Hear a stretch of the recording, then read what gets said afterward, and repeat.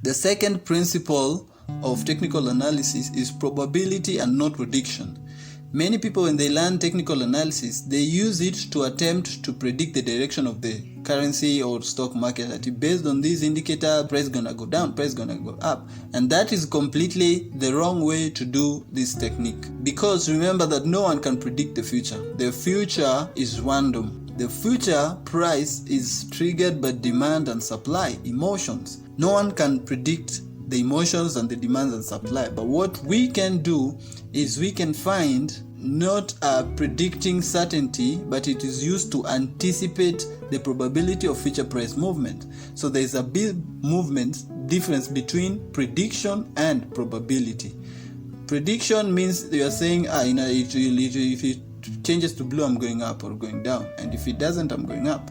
Probability means it is more likely to go up than it is to come down. Now, it doesn't guarantee us that it's going to go up now, but it guarantees that over a large number of trades over time, you'll be right more often than wrong. But on this particular scenario, you may not be right. Just like the casino also loses over a short period of time, but if so many players play, they will make. But for every single bet a player bets at the casino, they are never sure whether they'll make or lose money. And when you have this philosophy kind of strategy, you'll not be disappointed when you hit a losing trade. As a matter of fact, you look at it as the part of the larger target of the process, okay? Remember, having just a slight edge over the market will make you immensely profitable. So technical analysis, which is this entire lesson, we're learning the different parts of technical analysis. The first thing is identifying trends. That's the most important thing. Then the next thing is support and resistance level, which are supply and demand zones that help us to anticipate when the price is likely to reverse. Next, we'll be learning about moving averages, technical indicators, candlesticks, price action, as well as other indicators to add on to the mix. So, let's get started with identifying trends. One of the first things you have to do when you're looking at the chart is to determine the current price trend. So, if you look at prices on a chart, notice that they don't move completely randomly. They move in cycles or trends. For example, if you take a look at this one over this period of time, about a year, over this period of time from November to late January, it was on a downtrend, right? Evidenced by the fact that you can see that the price is making lower highs, right? Lower highs. And making lower lows. In fact, that's the definition of a downtrend. Lower highs or lower peaks and lower lows. Now over here you can see that it attempted to make a higher high, right? So some people may have thought, hey, could that have been a change of trend? But although it made a higher high, it went back to making a lower low. So that was not a change in trend, right? So this is the period of downtrend. And in February, the price was pretty much going sideways. It was what we call a consolidation pattern, where the price is kind of making the same level of highs and same levels of high, but moving in a sideways direction. And in March, you can see that it started a new uptrend. Again, how do you know? Evidenced by the fact that you see the price making higher highs or higher peaks, right? And higher lows. So it's really important to know right now what's the current trend. So for example, if you are right now in April, you see that it's on a very clear uptrend. Why is this important? Because this is the law of the trend. An established trend in price is statistically more likely to continue from one interval to the next interval than it is to reverse. So what does this mean? This means that when the market is on an uptrend, the probability that the market will continue going up is higher than it going down. You always want to swing with the trend. Don't swing against the trend. So you object that emotions will continue with the same motion until intersected by a physical force. So until that changes, you want to stay low on the uptrend. You want to buy and hold on the uptrend. And the same thing on a downtrend, the probability of the prices keep going lower is higher than the probability of them going up. So you never want to buy or hold when the price is on a downtrend, because on how things look on a downtrend, the cheap will get cheaper, the low will get lower, and you never know how low or how cheap it's going to go depending on the market, because the market on a long term is emotional and technical on a short term. You always wait for the downtrend to reverse into an uptrend before buying or holding a forex market or stock. So once you identify a new trend and identify the reversal of a trend, that's how you profit from the market. Let's take a look in greater details what the different trends are all about. The first kind of trend is known as uptrend. So how do you define an uptrend? It's defined as specifically higher highs and higher lows. Higher highs, and it's making higher lows. The previous high is lower than the current high, so higher lows. So in an uptrend, prices still come down, they still retrace or they dip, but every time they retraces, it goes higher. It traces, it goes higher. It retraces, it goes higher. What does it tell us about the market? It tells us that the market is bullish or the market is optimistic. What you want to do on an uptrend? Well, most of the time you want to buy on the uptrend. So when is the best time to buy on the uptrend? Will it be best to buy, for example, over here at A or buy over here at B? The answer at B, right? Why? Because remember that when you buy, you want to buy at the lowest price, you see, and you exit at the highest price. So would you rather buy here, A, or would you rather buy at B? The correct answer should be B, right? Because you want to buy at the lowest price, greatest profit moves up, you get all that. So in other words, you always want to buy when the price makes a temporarily dip. So that is, and you also call that a retracement. Okay, so notice that prices is not going in a straight line. They moves in waves. So we call this the impulsive wave, and we call this the retracement. Impulse retracement, and the pattern continues. Think of it like breathing. You have to breathe out and then you have to breathe in. So you always want to buy on that breathe in, on the retracement. So let's take a look at this another chart. You always want to buy the dip of the uptrend, the breathing in point. Now at the same time, other people who sell on the markets for the uptrend. Yes, when the uptrend is too high, it has oversold and you expect it to dip before it continues with the same trend. So again, the price goes up and it's overextended. We anticipate it's going to dip, retrace, expand, retrace, extend, retrace. So over here is where people or traders are likely to sell, because they think that it has breathed out too much. And now it has to breathe in. So right anticipation that it's going to come down temporarily. What they do is you sell over there. You sell small. So they take a very small profit and exit. But notice by doing this, you are doing what we call a counter trend trade. You're trading against the trend, so it's a bit risky.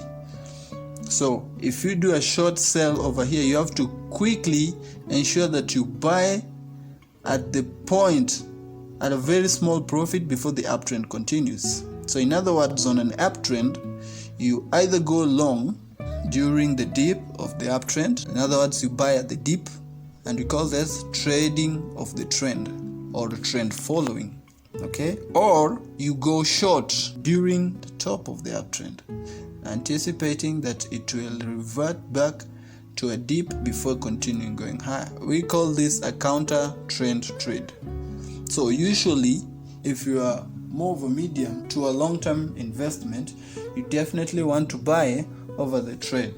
But if you're a short-term trader, you want to do hit and run, you're in and out within a few days or hours, then you could buy at the dip and quickly sell before the retracement, or you sell at the top of the uptrend and buy back at the dip. So next question would be this: how would you know that it is at the bottom of the dip? For example, it goes up and the price is coming down, or you say, okay, buy over here. How would you know that's the bottom?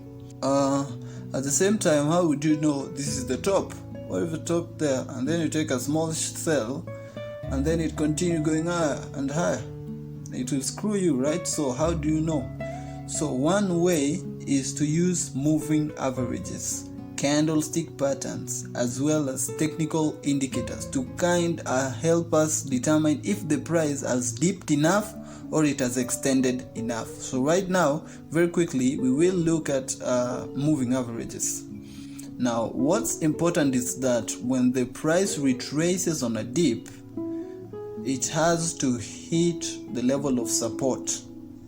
The support level could be a trend line or it could be a moving average, and only when it's hit the level of support and it bounces off the support do we enter the trade. So you never anticipate or you never guess that it's going to continue. You wait for confirmation that's going to continue after it has hit the level of support and bounced off that level. So let's take a look of how we can use moving averages for this. So this is the same market. In this case, we have put in moving averages, which is the blue line, 50 moving average, the brown line, which is the 100 moving average, the green line, which is the 150 and 200 moving average. And notice that on a very clear uptrend, the price tends to retrace and bounce off the moving average very consistently. You can see that goes out, comes down, poop, hits the moving average and bounces back and continues to trend, comes back down.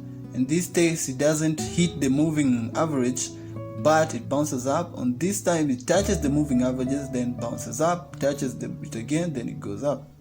In fact, one of these strategies in buying the dip is to buy when you bounce off the moving average. I call it bounce strategy. Okay. At the same time, we know that it's ready to come back down when the price gets too far away from the moving average. When it's tapping like a rubber band, when you stretch it too far from the center, it's going to snap back pretty soon. So moving averages help us to anticipate when the price has stretched too far or is it ready to reverse. Let's take a closer look at downtrend. So a downtrend happens when price makes lower highs and lower lows. You can see this one is a downtrend over this period. You can see the highs over here, the high, the high. All right. So once again, price is making lower highs and lower lows, like so. That's a clear downtrend. Now this is a lower high. Now you may notice that, hey, this is making a higher high than this. So this was in an attempt to change trend, but didn't make a lower high or didn't make a lower high. No.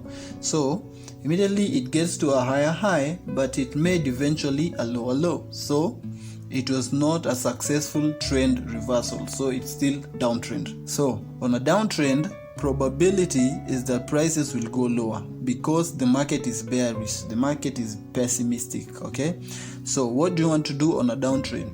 Again, there are two things you can do. Follow the trend. Number one, if you follow the trend, you want to sell on a downtrend. Now, when is the best time to sell? You want to sell at, for example, A or sell at B. So probably sell at A, because as a seller you always want to sell at the highest price possible. So you sell high, you buy low. Okay, at the same time, we do want to sell at A or at B. Same answer again. You want to sell at A again. You always want to sell at the highest price of the market, of the downtrend, and we call that a rally. Down, rally, down, and rally, down. And you always want to sell at the rallies, or you want to short at the rallies of the downtrend. Okay, now at the same time, on a downtrend, notice that prices don't just go down. Now they move down and up, right? Again, back to our metaphor. You breathe in, breathe out, breathe in, and then you breathe out. So what happens if it goes too low and it's overextended to the downside?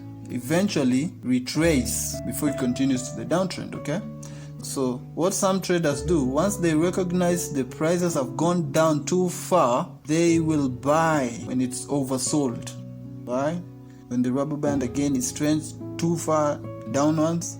They have to anticipate that when you let go, it will go back up, and they make a quick profit as it goes up, but they have to quickly close it over there to exit the position before the downtrend continues. Alright, so similarly with the uptrend, on the downtrend you can short on the rally, and by doing that we are following the trend. We are doing trend trading or trend following. Or we could also buy at the bottom of the downtrend and anticipating the rally before the continuation of the trend, and that is called counter trend trade, because again we are buying against the trend. Most beginners think it's actually simpler to follow the trend, but if you're more of a swing trader, a day trader, you're getting in and out very fast, you can also buy at the bottom of that trend and sell at a quick profit as it rally up. So once again, how would you know that the price is at the top of the uptrend? How would you know? The price could go up and you say, oh, it's high enough, I'm gonna sell, and then what happens? It keeps going up and you say, oh my god, I'm screwed. Because you never want to guess when the price is going too far or too low. You must wait for confirmation. So similarly, when the price goes up, you want the price to hit a level of resistance. Then it cannot break. For example, it's a trend line or it's a moving average. When it hits that resistance, only when it comes down do we sell, or only when it goes up do we buy. So take a look at one more chart with the moving averages. And again, the moving averages act as very strong resistance. So you've got the blue, the brown, the green, and the red.